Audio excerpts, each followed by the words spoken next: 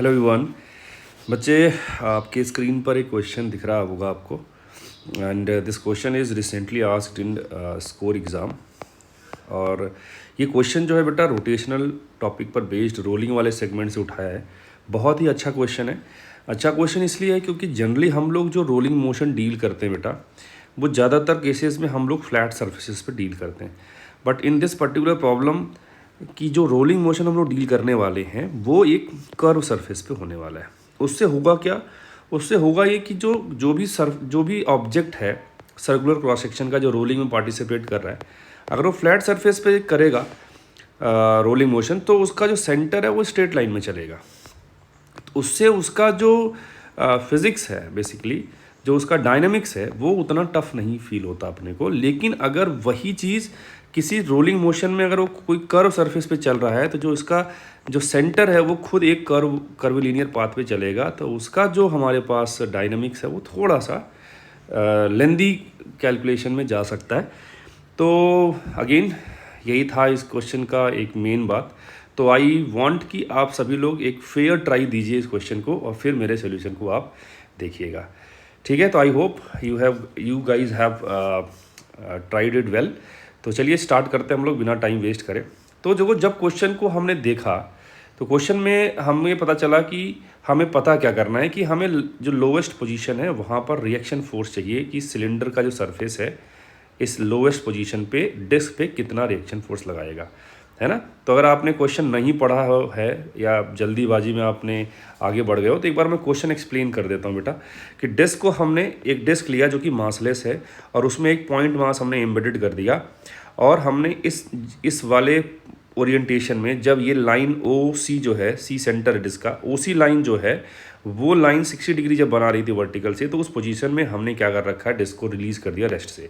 ये pure role करता हुआ जाएगा। जब बॉटम मोस्ट पोजीशन पहुंचेगा तो पूछा है कि जो यहाँ पे रिएक्शन फोर्स मिल रहा है, वो रिएक्शन फोर्स जो है वो अल्फा टाइम्स अगर mg हो रहा है तो अल्फा की वैल्यू क्या हो जाएगा। यही हमसे क्वेश्चन पूछा था बेटा। ठीक है, तो चलिए देखिए। तो हमसे अगर पूछा है फोर्स, तो फोर्स के लिए हमेशा FBD के थ्रू जाना ही पड़ेगा और कोई हमारे पास चारा नहीं है।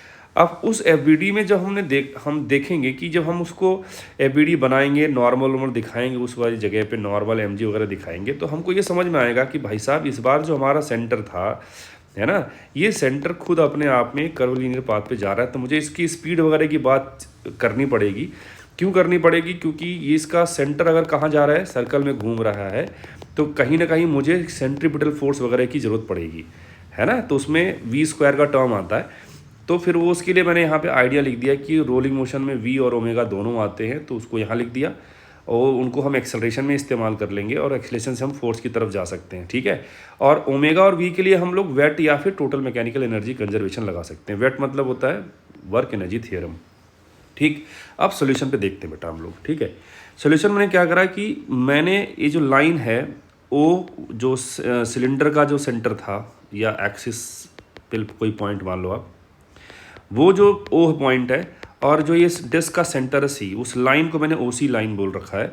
ओसी लाइन का जो एंगुलर डिस्प्लेसमेंट का रेट है उसको मैंने कैपिटल ओमेगा बोल रखा है। ठीक है, कि ये लाइन किस रेट से इस तरफ जाएगी वो मैंने उसको कैपिटल ओमेगा बोल रखा है। और जो डिस्क है उसका अपना जो एंगुलर वेलोसिटी है उसको मैंने ओमेगा बोल रखा है, स्मॉल ओमेगा या ओमेगा सिंपल।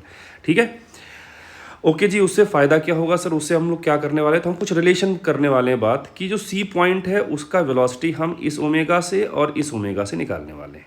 अगर आप यहाँ पर बैठ के देखोगे, चूंकि ये खुद ये रेस्ट वाला पॉइंट है, तो इनर्शियल पॉइंट है, इसके रेस्पेक्ट में जो सी पॉइंट है वो क्या कर रहा है, सर्कल में ही घूम रहा है। तो अगर ये सर्कल में घूम रहा है तो इसका स्पीड इंस्टेंटेनियस क्या हो जाएगा, आर ओमेगा हो जाएगा। लेकिन यहाँ से यहाँ तक का जो डिस्टेंस हो आर नहीं हो, कितना है, 2r है, क्योंकि सिलेंडर का ये रेडियस 3r दे रखा है, इनर रेडियस, और ये इसका अपना रेडियस r है, तो ये जो डिस्टेंस आएगा 2r हो जाएगा।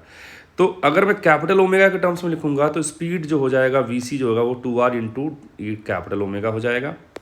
और अगर मैं इस ओमेगा के टर्म्स में लिखूंगा, प्योर रोलिंग का केस है, यहाँ पे नो स्लिपिंग कंडीशन है, तो यहाँ पे V C equal to R omega हो जाएगा, वो लिख दिया। दोनों को इक्वेट कर दिया मैंने, तो मुझे ये मिला कि जो ओमेगा ऑफ डिस्क है वो इस कैपिटल ओमेगा का 2 टाइम्स है।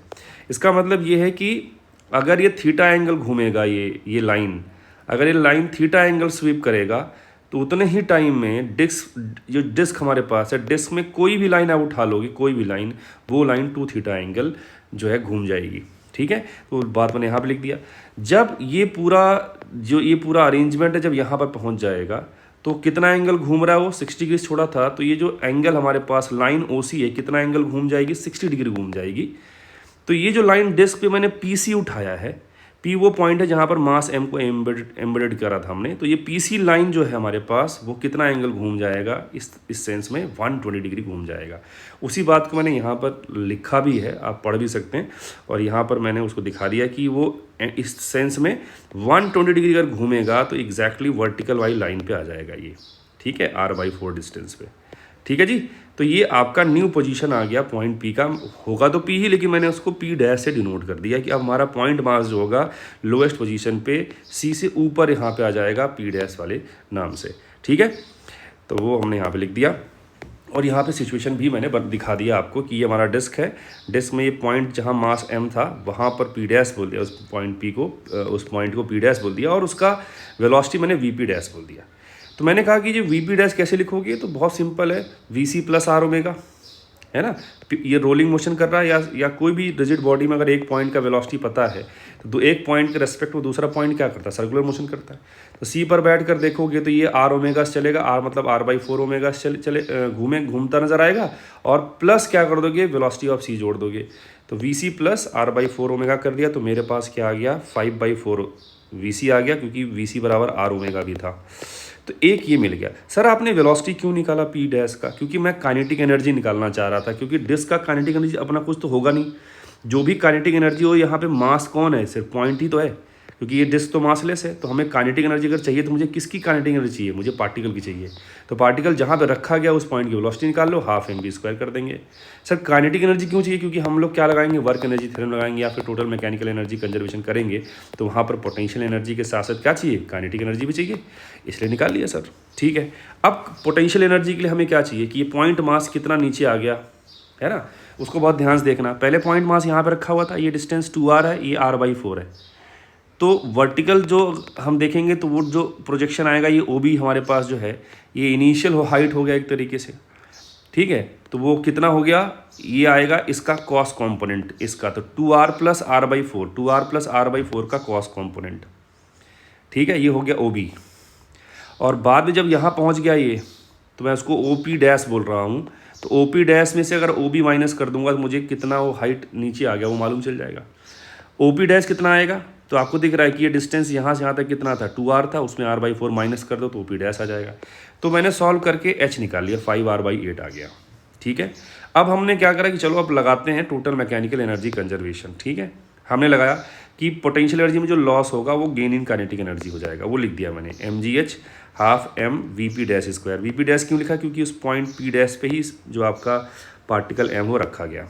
ठीक है, तो ये थोड़ा हमने वैल्यूज vp डैश की ला के रख दी, जो कि हमने ऊपर निकाला हुआ था 5/4 vc था। ठीक है, वो ला के रख दिया। इसके बाद का कार्यक्रम क्या है, क्योंकि अभी हमें जो है vc भी नहीं पता है, और हमें तो बेसिकली क्या निकालना है, नॉर्मल निकालना है। तो मैंने क्या करा, अब ये वाला जो सेगमेंट है बहुत इंपॉर्टेंट है, ध्यान सुनेंगे सभी लोग। मैंने क्या करा कि जो सी पॉइंट है, पहले उससे पूछा भाई तेरा एक्सेलरेशन है क्या कुछ, वो बोलेगा हाँ है। क्यों, क्योंकि वो खुद क्या कर रहा है, सर्कल में चल रहा है। अगर वो खुद सर्कल में चल रहा है, इसका मतलब क्या हो गया कि उसका सेंट्रीपिटल एक्सेलरेशन होगा कुछ ना कुछ। तो ओ वाले के रेस्पेक्ट में सर्कल में चल रहा है, तो एक यहाँ पर सेंट्रीपिटल एक्सेलरेशन होगा, जो कि radius 2r into omega square हो जाएगा। या फिर हम ऐसा बोल सकते हैं, अच्छा 2r ओमेगा स्क्वायर में ओमेगा किसका आएगा, ये वाला ओमेगा आएगा, है ना, क्योंकि ये इसका ओमेगा ये था। ठीक, कैपिटल ओमेगा। दूसरा मैं लिख सकता हूँ कि vc²/2r भी तो लिख सकता हूँ, v²/r वाले से। तो ये हो गया अपवर्ड डायरेक्शन में c का एक्सेलरेशन आ गया अबाउट ओ। अगर मैं p डैश को c पर बैठकर देखूंगा तो सर्कल में जाएगा। c को अगर मैं सेंटर मान लूँ, p डैश सर्कल में चलेगा, तो उसका सेंट्रीपिटल एक्सेलरेशन जो होगा वो नीचे की तरफ आएगा, सेंटर की तरफ होता है हमेशा। ये रेडियस, ये डिस्टेंस r/4 है, तो r/4, और इसका खुद का घूमने का ओमेगा है, तो ओमेगा स्क्वायर हो जाएगा। तो मैंने वो लिख दिया, वो डाउनवर्ड आएगा। अब जो AP डैश आएगा वो क्या आएगा, AP dash with respect to C plus AC, दोनों का वेक्टर सम कर दोगे, वेक्टर सम कर दिया, हमारा ये आ गया। तो vc²/2r अपवर्ड है plus r/4 omega square downward है। इन दोनों को अगर आप सॉल्व करोगे, क्योंकि एक प्लस मान लो दूसरा माइनस कर लोगे, तो आएगा हमारे पास r/4 ओमेगा स्क्वायर आएगा। ठीक है ना। हमने कहा ओके जी, बहुत बढ़िया।